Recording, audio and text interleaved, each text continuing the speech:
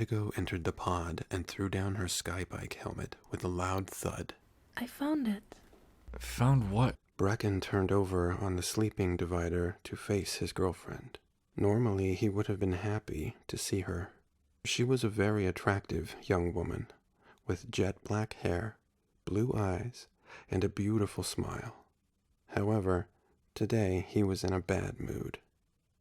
Jeez, can't you be a little less noisy when you get home? You know I've been scouting all night. The rebel leader had been sleeping soundly when Indigo returned home, and his scratchy mood was no better for being woken up so abruptly. I was just about to tell you. I found out some information that might help you to locate your sister. But if you don't want to hear it, that's fine by me. What? Are you kidding me?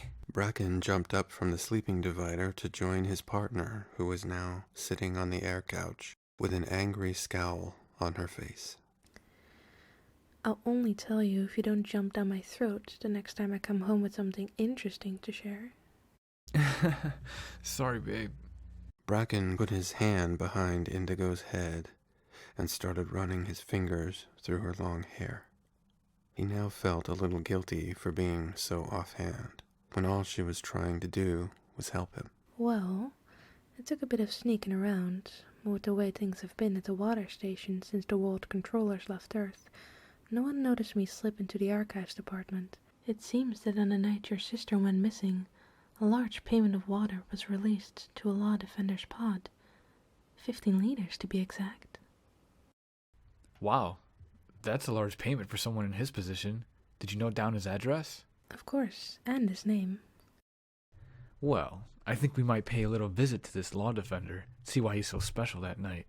Great scouting, babe. Bracken stood up and went to get a drink from the bar dispenser. He punched in a code, and 2 shot glasses of amber liquid appeared from the hatch. I think this new information deserves a toast. He handed Indigo her glass of synthetic bourbon, and they clinked them together before enjoying the rare occasion of an alcoholic drink. This treat was normally only observed for birthdays and Christmas, but after searching for so many years with no leads as to what had happened to cause his sister's sudden disappearance, this news was worth celebrating. 4 hours later, under the cover of darkness, the pair made their way over to the other side of the city. Bracken had armed himself with a laser gun he had acquired several nights beforehand from a not-so-clever droid, and Indigo had a stun needle that her sister, Crimson, had smuggled from the hospital where she worked as a nurse. It didn't take them long to locate the law defender's pod. They had already planned how they could explain why they were visiting him at that hour of the night. Indigo pressed the intercom button and spoke. However, when there was a reply from the other end of the receiver, neither rebel could make out what the muffled voice was saying, so they were not prepared for who they saw when the door was eventually opened by an elderly woman. Who did you say you were again? The old woman asked this question while she stood eyeing them wearily from the doorway. She seemed a little nervous at seeing strangers there after dark. We're from the water board, ma'am, and we're looking for L.D. Jameson, 638. Bracken smiled down at the fragile old woman. He wanted to gain her trust so that she would let them inside the pod. That is my grandson's name, but he isn't a law defender anymore. You had better come in. The pair were shocked when they stepped inside the pod. It was dimly lit and dirty, really not a place for a fragile old lady to be living. Jameson is on his divider.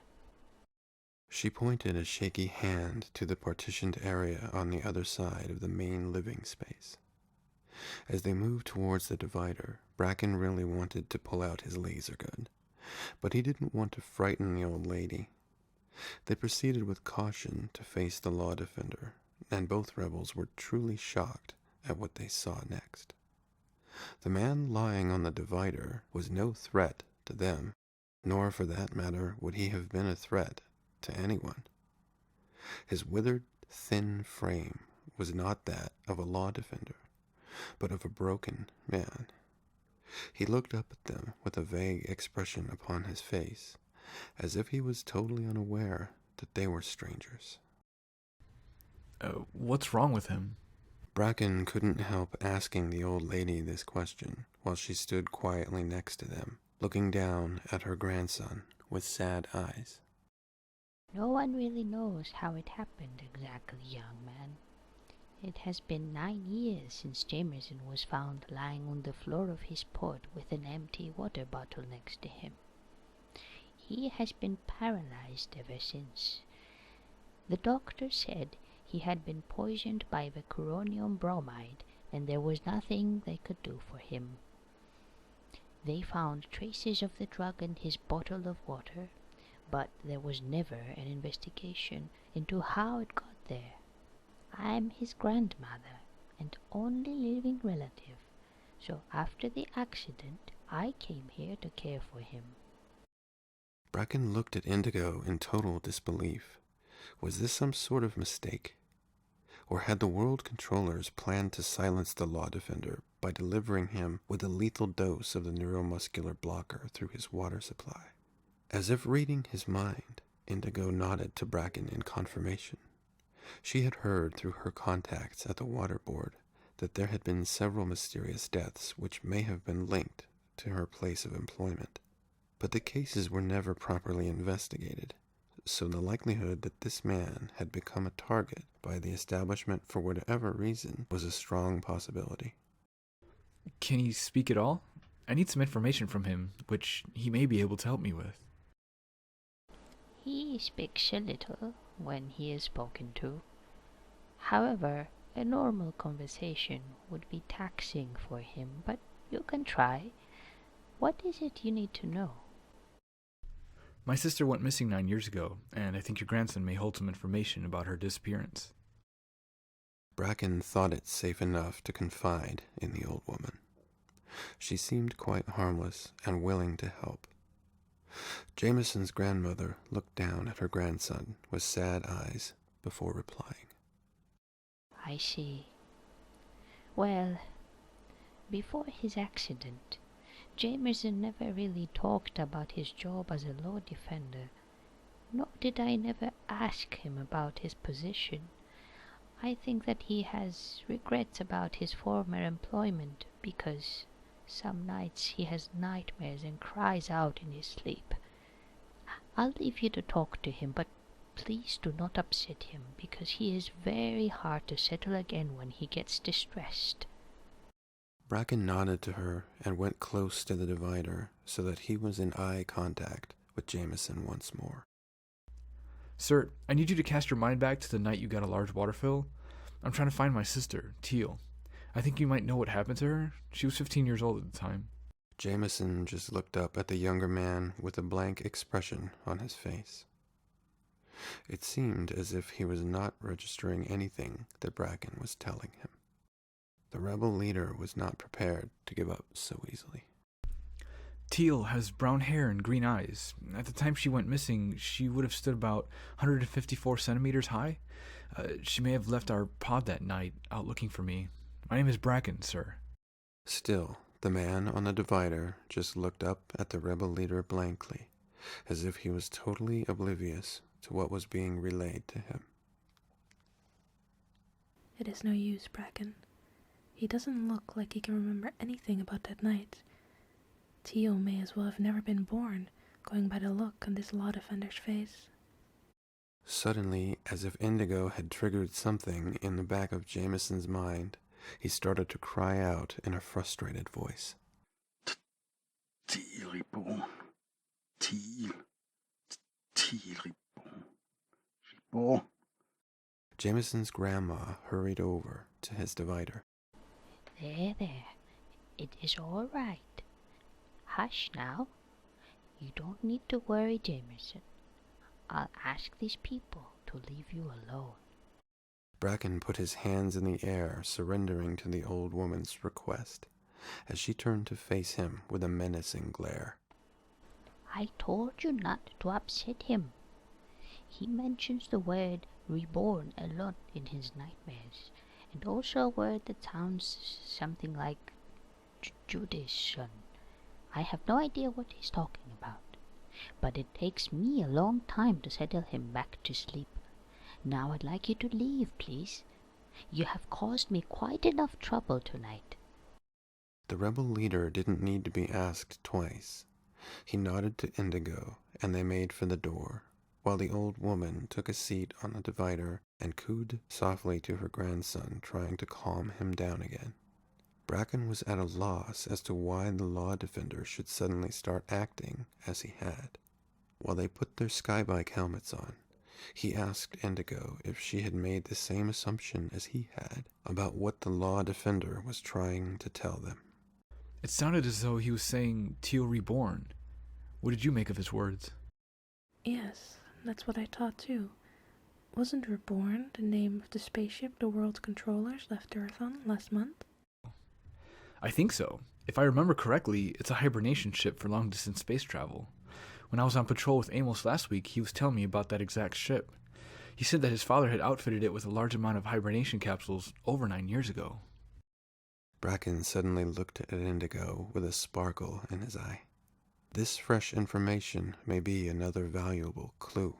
Do you think Teal may have been sent away on that ship, Bracken?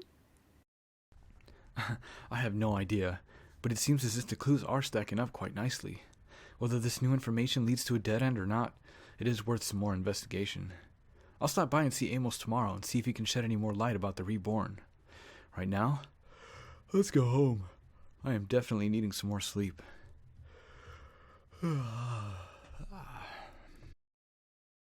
following day, Bracken headed over to the rebel hideout. Amos usually spent most of his non-working day there, planning their next raid.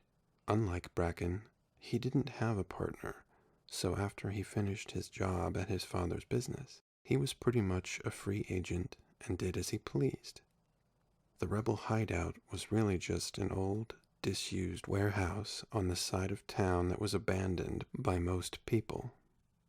Even the law defenders never went there. The only humans that frequented this zone apart from the rebel group were homeless folk who couldn't afford to rent a pod. They tended to hide away when Bracken or any of the other rebels showed up. There seemed to be a mutual understanding between the illegal group and the homeless people. The rebels were left to their own devices in this forgotten part of the city. However, the homeless folk were paid handsomely to hold their tongues because the rebels ensured parcels of food and other useful items were left out each week for their silent hosts. When Bracken entered the hideout, Amos seemed pleased with himself about something. He was grinning from ear to ear as he greeted his friend. I've just figured out how we can siphon water from the holding tank on 74th Street into the hideout, and they will never know where it disappeared to. That's awesome, Amos, but I need you to focus your thoughts on something else that came up last night. Better be friggin' important to overshadow my latest achievement. Amos was a little taken aback by his friend's eagerness to change the subject so quickly, given how valuable synthetic water was to obtain. Yeah, well, the search for my sister has been the most important part of my life. I think we might be close to a breakthrough. I've got some fresh information as to what may have happened to her. Go on. Both men took a seat on the worn-out air couch that had seen better days, while Bracken told his friend everything that had happened the previous night at the Law Defender's pod. So, you see, I was hoping you'd be able to find out some more information about the Reborn from your father. I need to know if the Reborn has ever left Earth before last month, when the world controllers departed on it. I don't need to ask my father about the Reborn, Bracken. I was with him 9 years ago when he went to the final checks on the hibernation capsules, before it left Earth on its maiden voyage. Did you know who was on that mission, or where it was heading? No, well, not really. I did overhear the medical officer from the ship saying something to my father about night walkers and takers. I thought it an odd thing for him to mention, but I was only young then, and I didn't really comprehend what he was talking about. This whole thing with the Reborn is getting crazier by the minute. I wonder who else we can ask about the mission 9 years ago. To quote my great-grandfather saying, I can smell a rat. Amos looked thoughtfully at his friend before replying.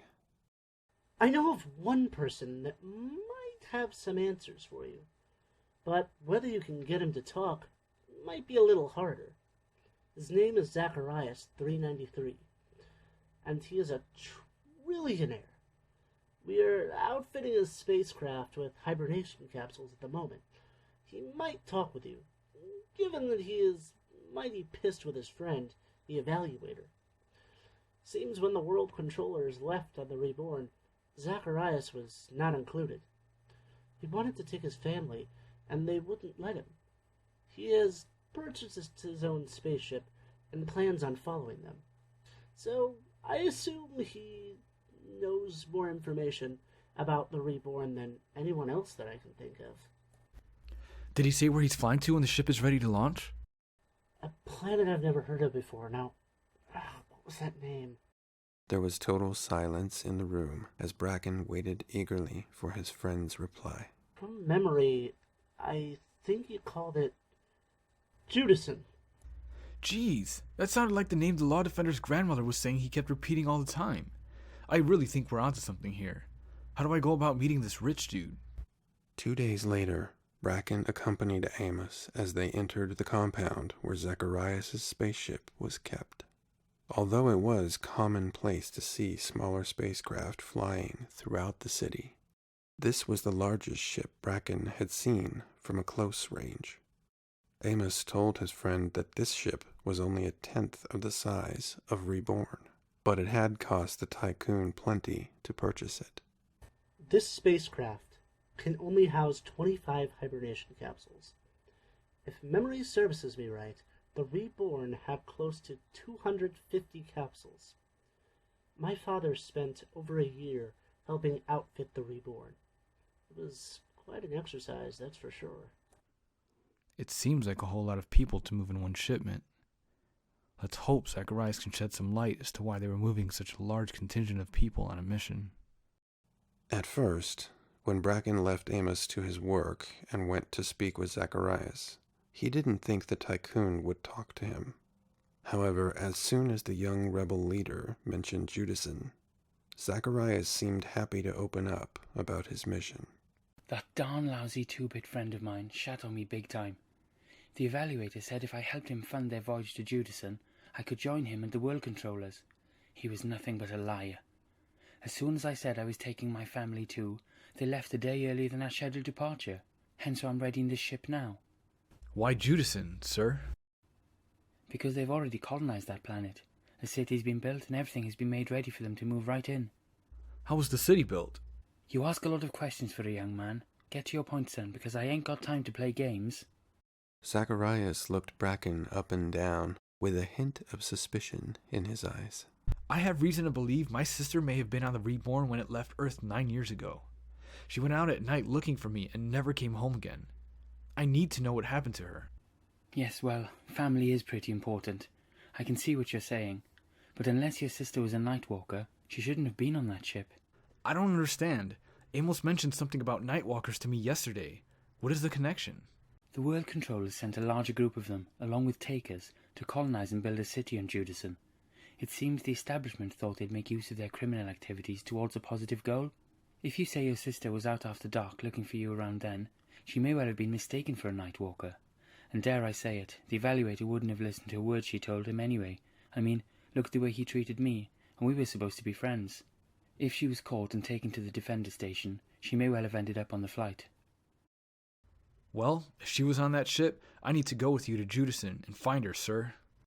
What? Now, hang on a minute. What makes you think I'm going to let you travel to Judason with us?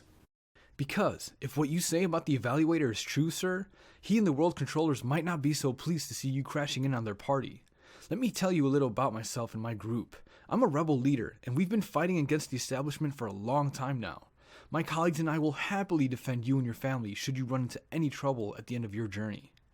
I gather, going by recent events, you would not be in such a hurry to leave Earth if you didn't have a good reason to. We have nothing to lose by joining your mission, or should I say, evacuation. Isn't that why you're leaving Earth? It's dying. This is why the world controllers have fled and left the rest of us to perish. If we stay here, we die. If we come with you, we may still die, but at least we have a fighting chance to live. I like you, Bracken. You're smart beyond your years and don't hold back from calling the shots as you see fit. I had wondered about the protection for my young family should things get a little antsy when we arrive on Judason. I only have one droid, and should we be in danger, he's not been programmed to defend us. How can I trust you, though? I've become wary of everyone, now I've been misled by a good friend. You can't, sir. Other than trusting my intentions are honest and given with respect for you and your family's safety, first and foremost. Well, we are leaving in 4 days' time. If you can come up with weaponry and willing group of fighters, then I might consider taking you. I'm also looking for someone with medical knowledge. It doesn't have to be a doctor. A nurse should be adequate enough for the job. You got anyone in mind? Consider it done, sir. I have just the people you're looking for. Bracken shook the tycoon's hand and departed the spaceship's hangar with refreshed hope.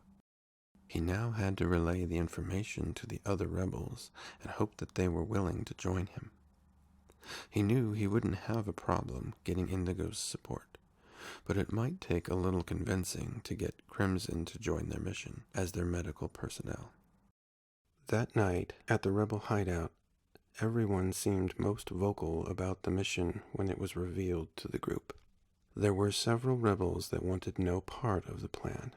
For whatever reason, they thought they would take a chance that the stories about Earth dying were not true. Bracken wasn't going to argue with them. If they were not prepared to fight, there was no use taking them anyway. Surprisingly, Crimson seemed very supportive of the idea.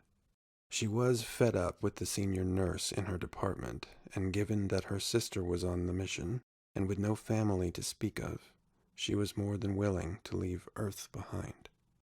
Amos had already told his father he was leaving, and his father seemed very supportive of his son. He added that once he was able to, he and Amos's mother would get on another ship to join them on Judason at a later date, should one become available. After the meeting, 14 of the members had chosen to join Bracken on their mission. The rebels also planned on breaking into an arms warehouse the next evening to equip themselves with the laser guns they'd need to take with them. Crimson said she was happy to obtain anything she could get her hands on from the hospital supply room. So, everything was falling into place nicely. That is, everything was thought to be falling into place. No one was aware of the 2 homeless people who had crawled into the air conditioning duct within the hideout's ceiling. They had heard everything that was said at the meeting, and they wasted no time in informing the rest of the hobos about the fact that Earth was dying. Once the rebels had obtained all that they needed for their mission, the day before they were to depart, Bracken, along with Amos, Indigo, and Crimson, went to the ship's hangar to check in with Zacharias. As he showed them over the ship, the tycoon seemed well pleased with Bracken for keeping to his word. They arranged with Zacharias that they would be there early the next morning. Just before they were to launch, Crimson needed to make the last few settings to the hibernation capsules for the rebel crew. It was her job to obtain the weights of all the rebels to be transported and key in the codes for the vitamins and minerals they would receive during the long flight. This task had already been completed for Zacharias and his family, so it wouldn't take Crimson too long to add in the extra passengers' information. Apart from the job you have to finalize tomorrow morning, Crimson, everything else has been put into place for us to launch at 1100 hours.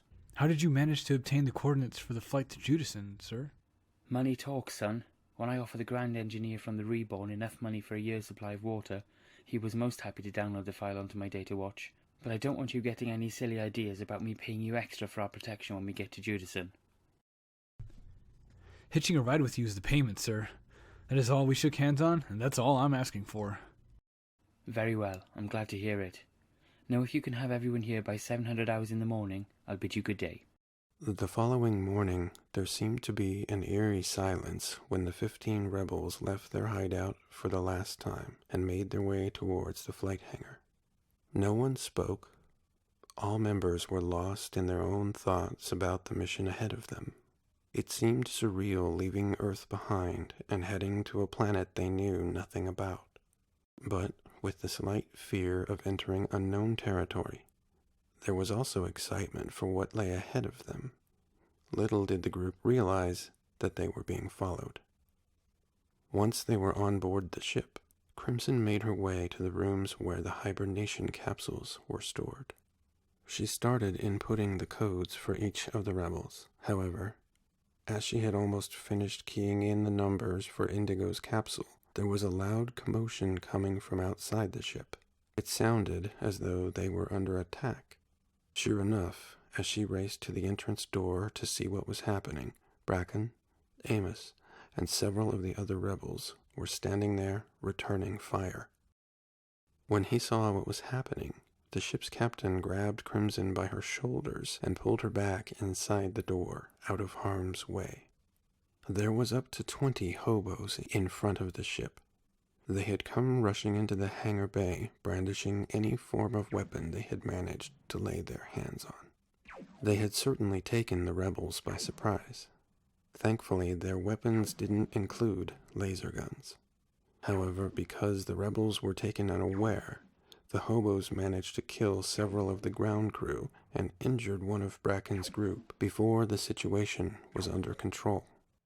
There was no way the hobos could outmaster the laser's firepower, and soon they were all lying dead at the front of the ship.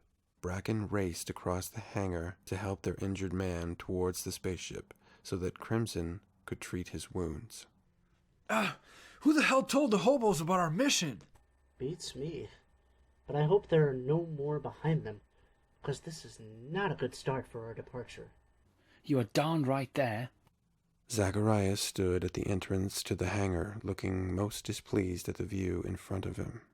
His mother, wife, and 3 children were gathered behind him, looking totally traumatized at the sight of the dead bodies lying motionless on the hangar floor in front of them. I'm sorry, sir. Can't understand how the homeless people got wind of our departure. But now we're aware of them. We'll stand guard at the entrance doors until the ship is ready to leave. We'll make sure that you do. The tycoon looked at the rebels angrily as he hurried his family past the dead bodies and onto the ship. After Crimson had finished tending to the wounded rebel, she finished keying in the rest of the codes, and then set about settling Zacharias' family into their capsules. There was a bit of a protest from the tycoon's youngest daughter as she looked with fear at the large, silver, coffin-like bed in front of her. Why do I have to go in here, Daddy? Can't we just spend the year in the spaceship without lying in this scary thing? Zacharias' daughter looked up at her father with pleading eyes in the hope he would change his mind about their travel plans. It is okay, sweetheart. We're all going to sleep at the same time. That way, when we arrive at our new home, we'll be nice and refreshed from our long sleep. The young girl didn't look convinced at what her father was saying, but she did as he had instructed, and soon she was asleep in her capsule. Thankfully, no more homeless folk showed up at the hangar bay, and at 1100 hours sharp, the ceiling of the hangar was opened by the remaining ground crew, so that the spacecraft could slowly rise upwards. As the ship departed Earth's atmosphere, the rest of the passengers and crew got ready to go into hibernation. The captain set in the coordinates and left the droid to launch them into hyperspace once he and then Crimson were safely settled into their hibernation capsules. 21 light years away, the colony on Judason was doing very well after the defeat of the world controllers. Once the initial battle was over and the colony had buried their own dead, they went back to the valley and did the same for the fatalities of the reborn. The colony members then set about clearing away the wreckage of the spaceship so that the valley could be returned to the way it was before the battle. The only thing that remained there was a memorial plaque which was erected above the burial site for the reborn crew and passengers. It read, 234 crew and passengers of the Reborn, 27 June 2098.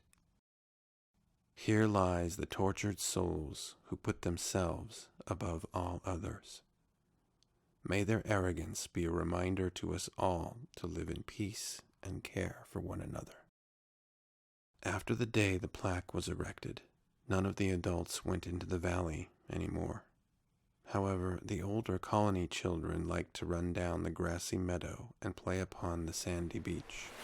Two of these children were none other than Neon and Teal's oldest son and daughter, Thorn and Willow.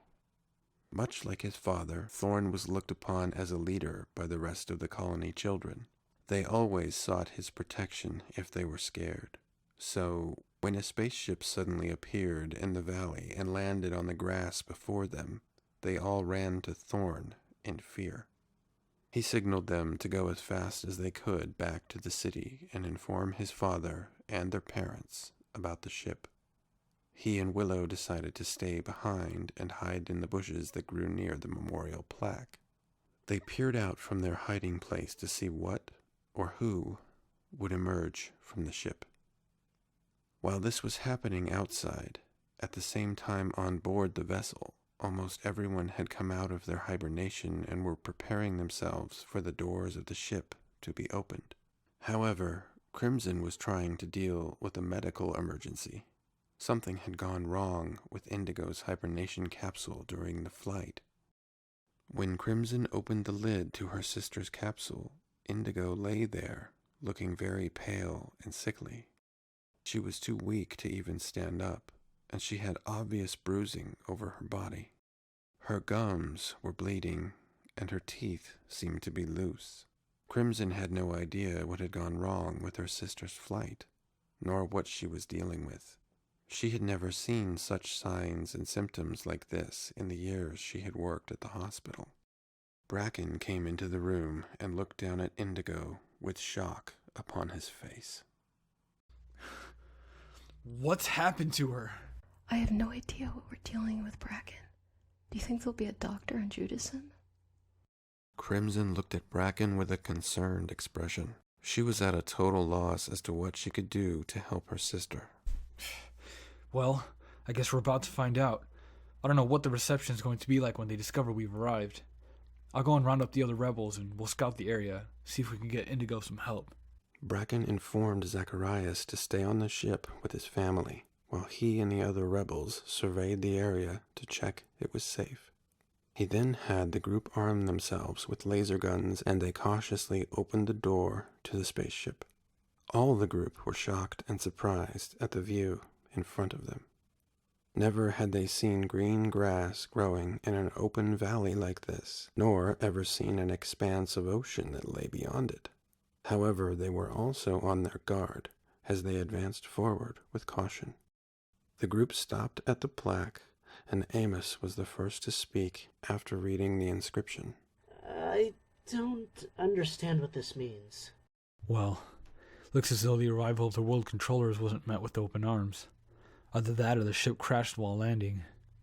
We need to be on our guard, because we have no idea what the reception will be from the Nightwalkers and Takers who have colonized this planet. No sooner had he said this than they heard a rustling in the bushes nearby. The group pointed their weapons in the direction the sound had come from. Show yourself with your hands in the air, or I'll shoot you where you are. Thorn and Willow stood up slowly so that the rebels could see them clearly. They're children? Walk over to us with your hands in the air. The pair did as they were told and stood looking at the rebels with fear in their eyes. Don't be afraid. My name is Bracken, and we mean you no harm. However, until we know more about you, we need to be wary. What are your names? Thorn, sir. And this is my sister Willow. Where are your parents? The children looked at each other, unsure if they should divulge any more information to the strangers.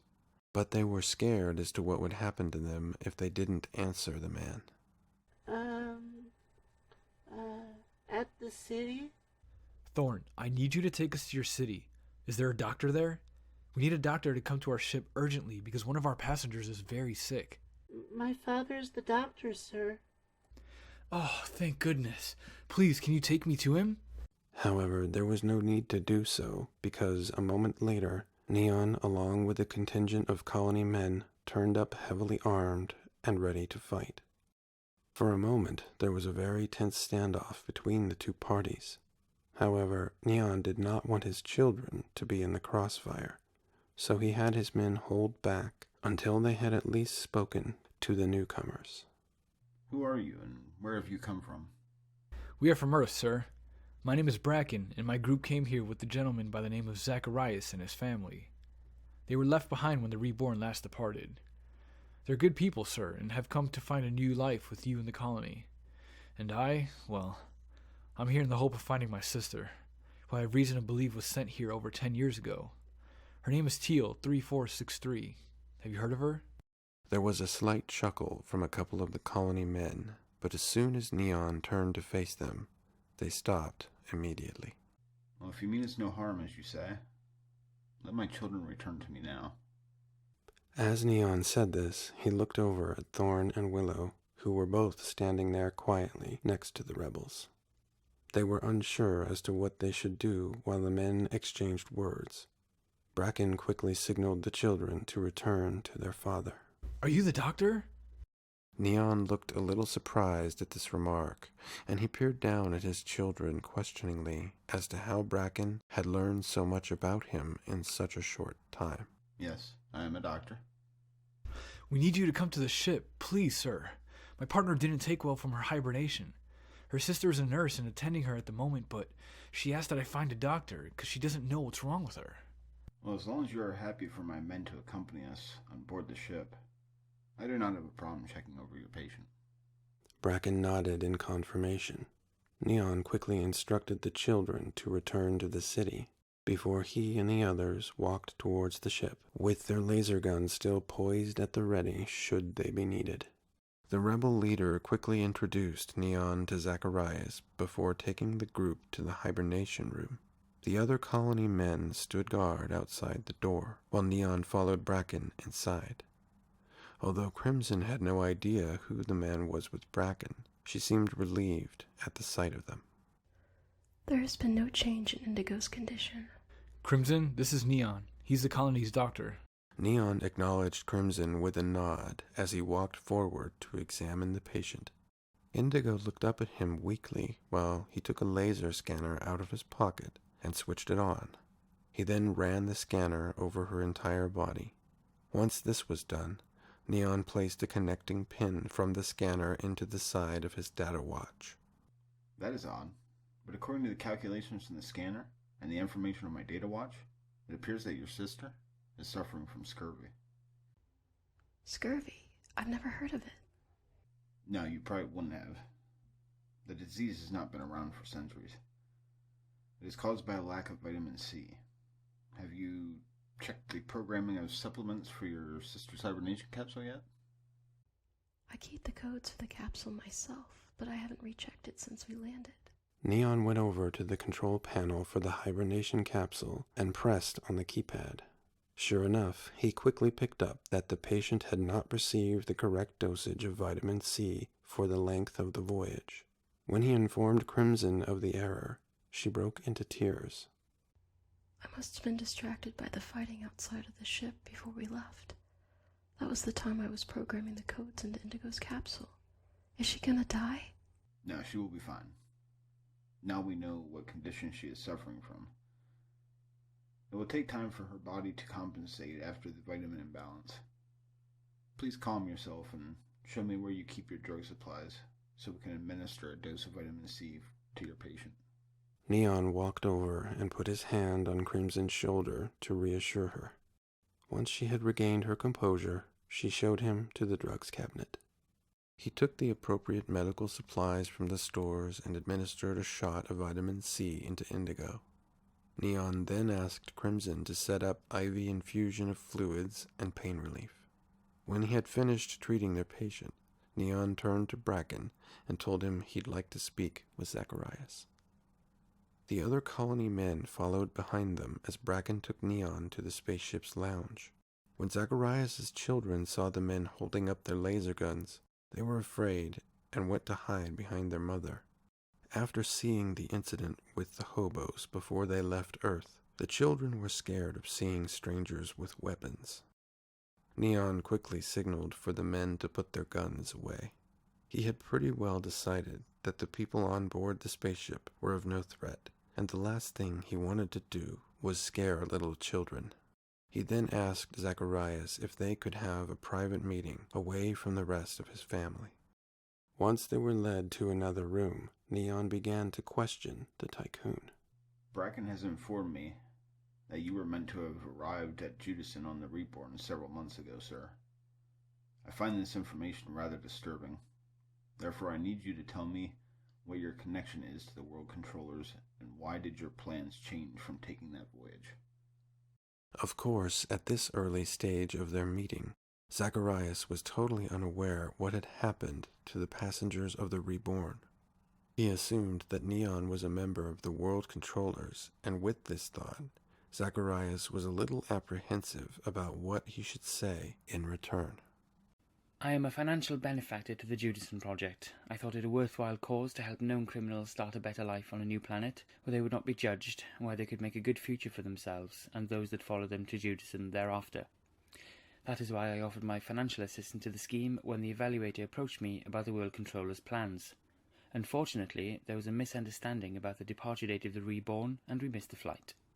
So you were fully aware of the plan to terminate all Nightwalkers and Takers an hour before the Reborn was to land on Judason. When Neon said this, his eyes narrowed a little with anticipation of what Zacharias' answer was going to be. I'm sorry. I really have no idea of what you're talking about. Bracken, do you know what this man is referring to? No, sir. I'm as shocked as you are hearing this information. There was no denying that the look of dismay upon Bracken and Zacharias' faces could only mean they had no knowledge of the plan the World Controllers had devised. Neon sighed quietly with relief. He really didn't want to have the tycoon terminated for his treachery and leave his family with no husband or father. Well, sir, had Bracken had a chance to speak with you before our conversation, he would have informed you that everyone upon the flight you were originally to take are dead. We discovered that the World Controllers had planned to have everyone on Judason over the age of 10 eliminated by the droids, an hour before the Reborn was to land.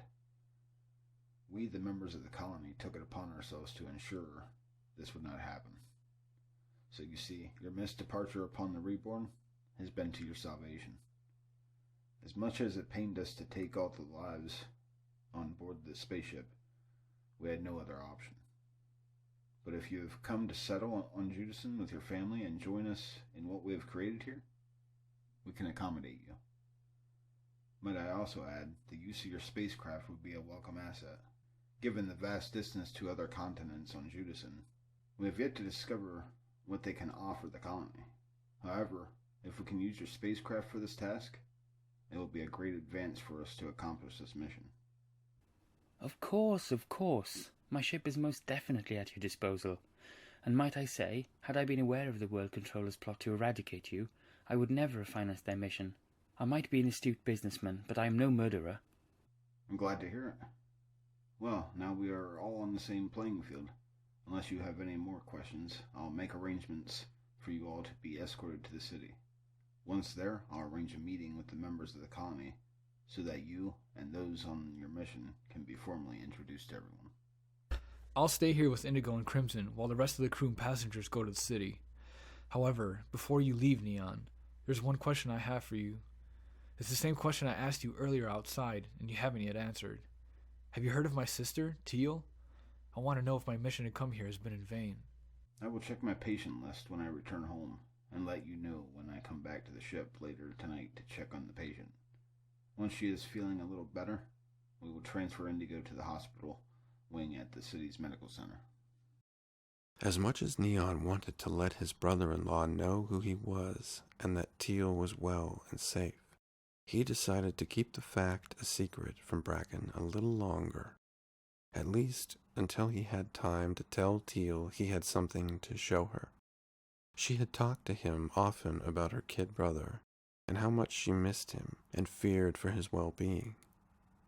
Neon was looking forward to watching their reunion after so many years apart. An hour later, there was a large crowd of colony members at the communal center.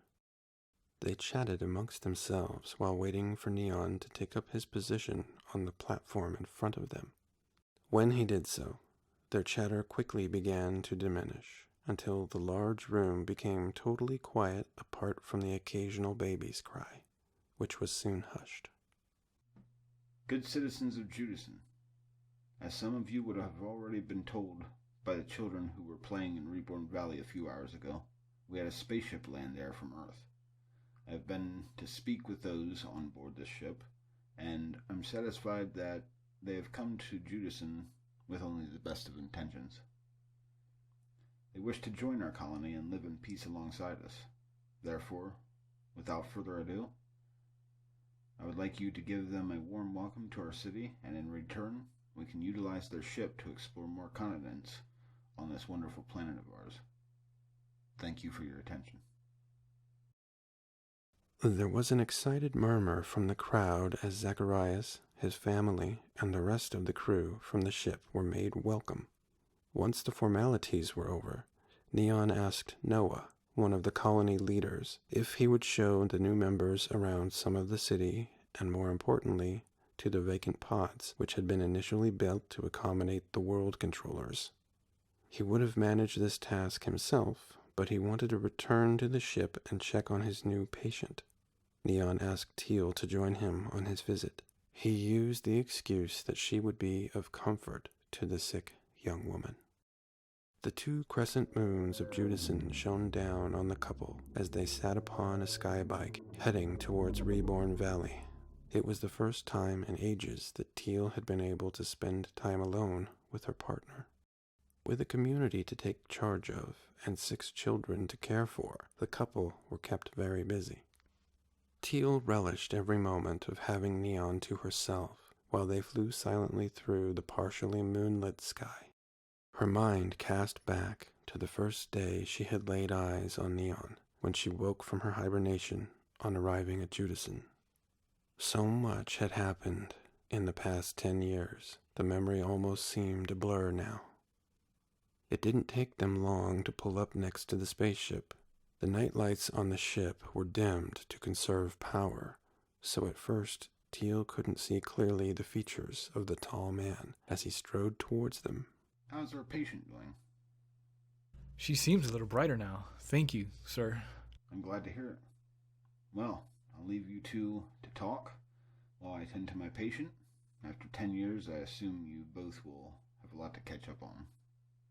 Bracken let out a sudden cry of happiness as he realized that the passenger on the skybike was none other than his sister. And Teal, well, even in the dim light of the spaceship and the moons, Neon could sense her absolute elation at finally being reunited with her kid brother. The end.